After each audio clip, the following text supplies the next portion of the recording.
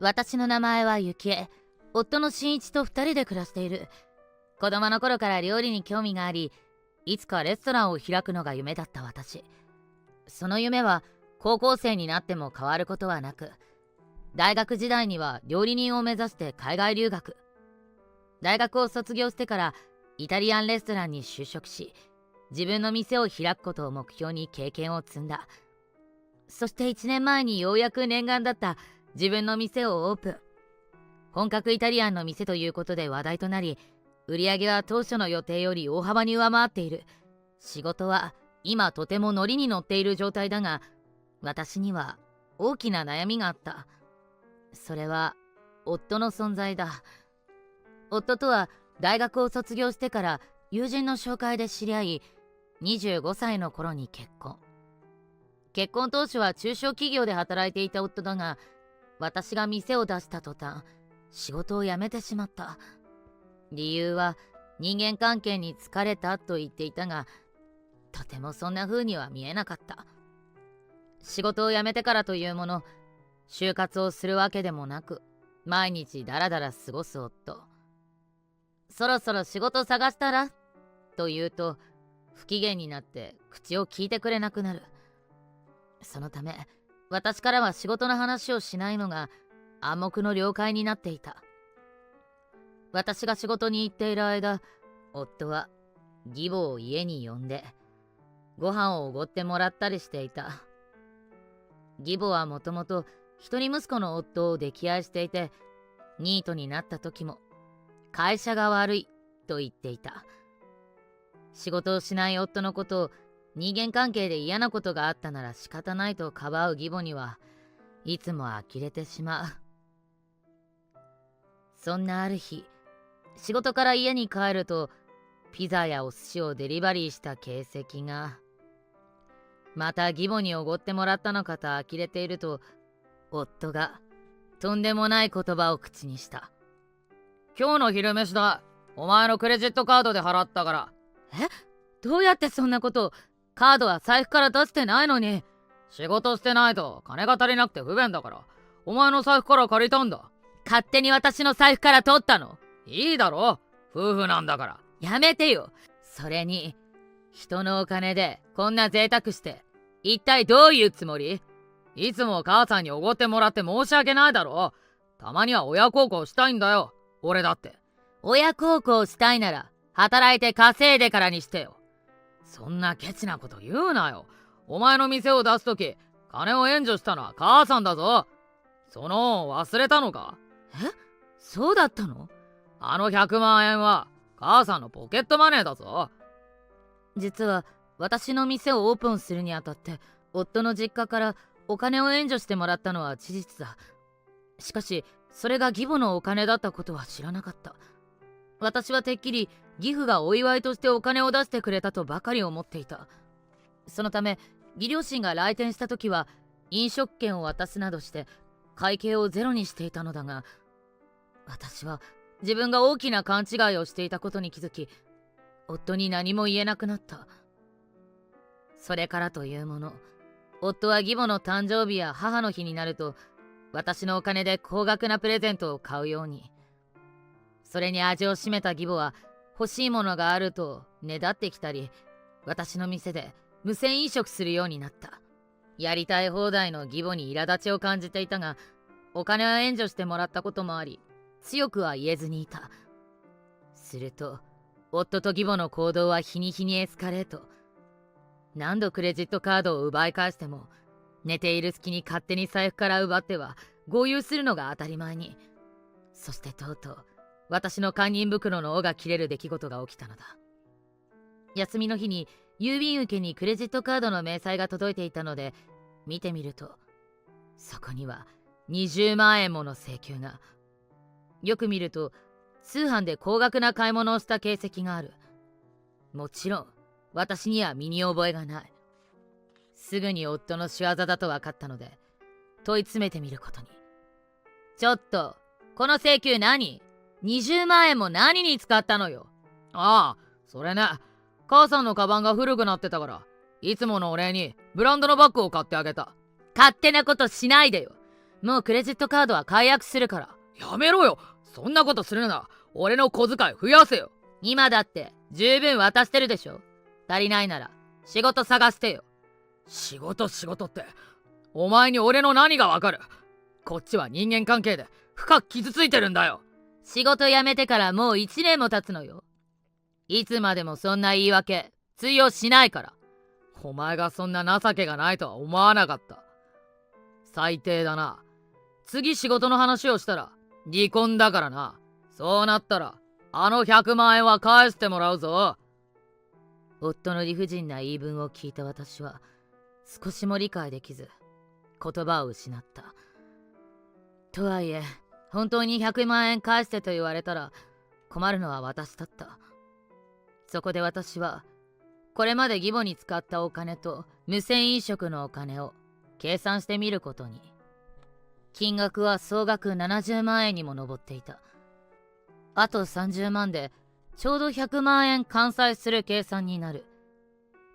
そのため本当なら今すぐ夫と離婚したかったが、完済するまで我慢することに。残り30万円もあるので時間がかかると思ったが、ある事件がきっかけで意外にもあっさり返済されることに。ある日義両親が揃って来店した時、義母がブランドのバッグを持っていたので嫌味を言ってやると、お母さんそのバッグ使ってくれてるんですね。20万円もしたんだから大事にしてくださいね。私がそう言うと義父は驚いた顔をした。20万円だと？そんなものどうやって手に入れたんだ？それは。義母が気まずそうに義父から目をそらしたので私が説明することに。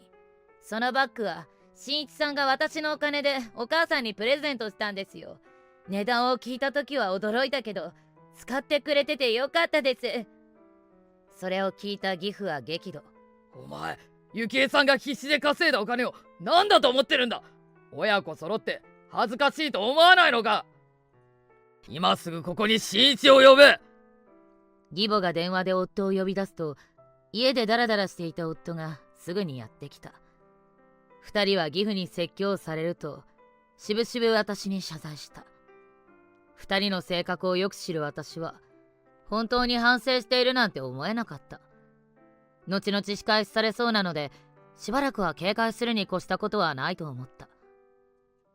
それから夫は家に帰っても私と口を聞かなくなり、不機嫌な状態が続いた。しかし数日後、夫が突然機嫌を取るような態度で私に話しかけてきた。この前父さんに説教されたからいろいろ考えたんだけどさ、今まで勝手なことばかりして本当にごめん。これからは店の売り上げに貢献するから。その言葉を聞いた私は素直に嬉しかった。そして夫が本当に反省しているなら離婚はせずこのまま一緒にいようと思うように。次の日、店に突然義母が来た。義母も夫同様、いつになく機嫌がよく珍しく笑顔で私に声をかけてきた。幸恵さん、お疲れ様。今日は頼みがあってきたのよ。頼みですか？実は来週婦人会で会食を予定してて、このお店を予約したいんだけどいいかしら。来週ですね。わかりました。ありがとうございます。人数は何人ですか？30人よ。30人？そうなの。だから貸し切りで予約していいかしら。コースはあなたにお任せするわ。予算は30万で。そんなに高額で大丈夫ですか？いいのよ。たまにはこの店の売り上げに貢献しないと。お母さん、ありがとうございます。私はまさか義母まで心を入れ替えてくれるとは思っていなかった。そのため優しい言葉をかけられて涙が出るほど嬉しかった。予約当日、早朝から店の従業員総出で仕込みを始めて義母たちの来店に備えることに。30人分の料理を作るのは大変だったが、義母の顔に泥を塗らないために気合を入れて料理を作った。そして夕方になり予約の時間が近づき、ようやく全ての準備が整った。予約時間の10分前、義母率いる婦人会の30名が来店し、全員が揃ったところでコースをスタート。すると婦人会のメンバーの一人が私に驚きの質問をしてきた。こんなに高級そうなお店なのに食べ放題なんて本当にいいの？食べ放題？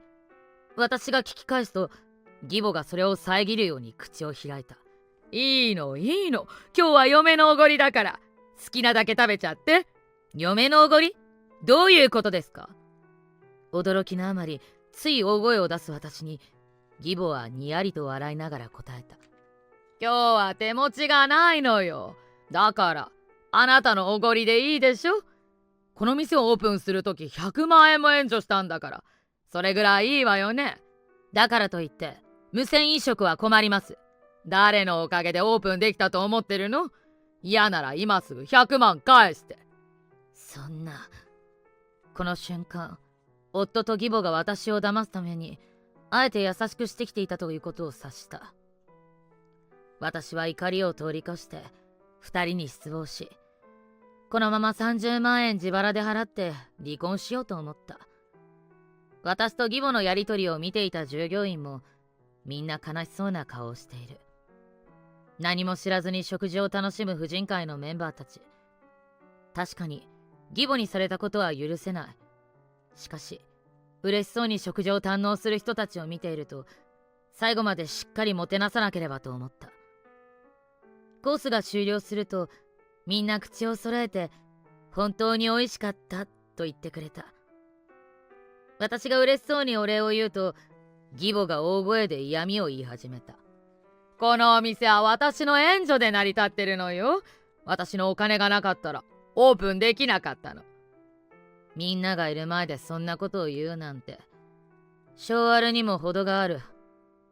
一刻も早く帰ってもらおうと思いお見送りをしようとしたその時、店の入り口に義父が立っていることに気づいた。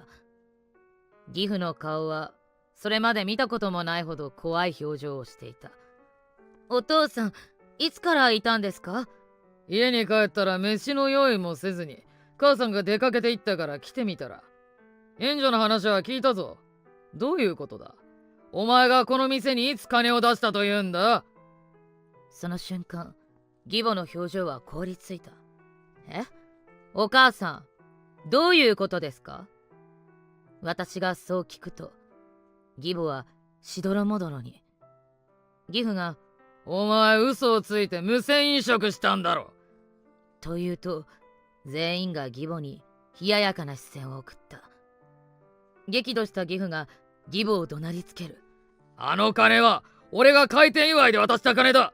お前は1円も出してないだろ。その言葉を聞いた瞬間、私の中で何かが切れた。嘘ついてたんですか？最低。100万円返してって言うから今日の飲食代を仕方なく払おうと思ってたのに、今まで私のお金で買ったものや飲食代全部返してください。それを聞いた義父が詳しい事情が知りたいというので、これまで夫と義母にされたことを全て話すことに。全てを知った義父はもちろん激怒。周りにいた婦人会のメンバーも義母にドン引きし、この日の飲食代は折半して払うと言ってくれた。しかし義父はそれを断った。こいつ一人の責任ですから。ゆきえさん、警察を呼んでください。はい、そうさせてもらいます。婦人会の皆さんはお帰りになってください。警察というワードを聞いた途端、義母はパニック状態に。警察？どうしてよ？私が何をしたっていうの？お母さんのしたことは無銭飲食です。立派な犯罪ですよ。そんな家族を犯罪者にする気？もう離婚するって決めたので、これからは他人ですから。離婚を決意したことを告げると、義父が夫に連絡して店に呼び出した。夫が到着するなり義父は説教を開始。一刻も早く仕事を見つけて私にそれまで散財したお金を返すようにと言った。夫は、お前父さんにチクったなと逆上。私はもう夫と揉めることすらバカバカしくなり、離婚する旨を伝えた。最初は脅しだろなどと言って余裕を見せていた夫。しかし私と義父がそれを無視して警察に通報すると、ようやく事の重大さに気づいた様子。待てよ、母さんが逮捕されてもいいのか？夫がそう言うと、義父が犯罪を黙認するわけにはいかないと一言。警察を呼ぶと義母は泣き出し、ひどいわ、あんまりよとわめいた。夫もこの人でなしなどと叫んでいたが、そんなことはどうでもよかった。私はとにかく早く離婚して今までのお金を返してもらうことで頭がいっぱいだった。到着した警察に事情を聞かれた私は、それまで何度も義母が無銭飲食をしたことを話した。他の従業員も同じ証言をしたので、義母は言い逃れができず罪を認めざるを得なくなった。義母はそのまま警察に連行されて取り調べを受けることに。警察から義母が罪を認めて反省していると聞いた私は、お金を返金してくれるなら被害届は出さないと伝えた。しかし義父は嫁を騙して金をむしり取っていた義母をどうしても許すことができなかったようで、私より先に義母との離婚に踏み切った。もちろん義母は離婚はしたくないと言い張ったが、義父に顔も見たくないと言われ、泣く泣く家を出ることに。夫も義母ともども義父に感動され、かなり落ち込んでいる様子だった。憔悴しきった様子で、離婚は思いとどまってほしいと言われたが、私の意思は揺らぐことはなかった。夫が無職だったこともあり、財産分与はせず、貯金はすべて私のものとなった。マンションは夫の名義だったので、私は家を出て職場の近くで一人暮らしをすることに。勝手に使われたお金が返済し終わるまでは、離婚が成立してからも夫と定期的に連絡を取った。私が家を出てから生活に困った元夫はようやく仕事を探し始めた。しかし特に資格があるわけでもなく、仕事はなかなか決まらなかったようだ。結局仕事が見つかる前に生活ができなくなり、元夫はアルバイトを掛け持ちすることに。そして私に毎月お金を返済するようになると、お金を稼ぐことの大変さを身に染みて実感したようで、離婚して半年ほど過ぎた頃、ようやく元夫が本当に反省したように謝罪してきた。それだけで少し私の気持ちはすっきりするのだった。その後、行き場をなくした元義母が元夫を頼ってきたらしい。アルバイトだけでは養うことができないので追い返すと、気を悪くした元義母は元夫に絶縁を宣言。私の店の飲食代30万円は元義父が立て替えたので、元義父に借金を返済しなければならなくなった元義母。間もなく定年という年齢で、元義母は住み込みで安月給で工場で働くようになったという。それまで専業主婦だった元義母がいきなり仕事ができるはずもなく、社員から怒られる毎日を送ることに。そのストレスで酒とギャンブルにのめり込むようになった元義母は、案の定体を壊し、現在は通院しながらなんとか仕事を続けているらしい。私はというと、店は以前にも増して繁盛し、地元ではちょっとした有名人に。予約が取れない店と言われるほど人気が出た理由は、婦人会メンバーによる口コミが大きく影響していた。人気店になってからも、元義母や婦人会メンバーが頻繁に来店してくれて助かっている。離婚してアルバイトを始めた元夫も、毎月給料日になると返済するお金を持って店に来るようになった。罪滅ぼしのつもりなのか、なけなしのお金で一番安いメニューを注文するのがお決まりだ。結婚していた頃の最低な元夫が自分で働いてお金で食事をする姿を見ると少し嬉しくなった。これから元夫が真面目に働いて以前のようなだらしない生活に戻らないことを私は願うばかりだ。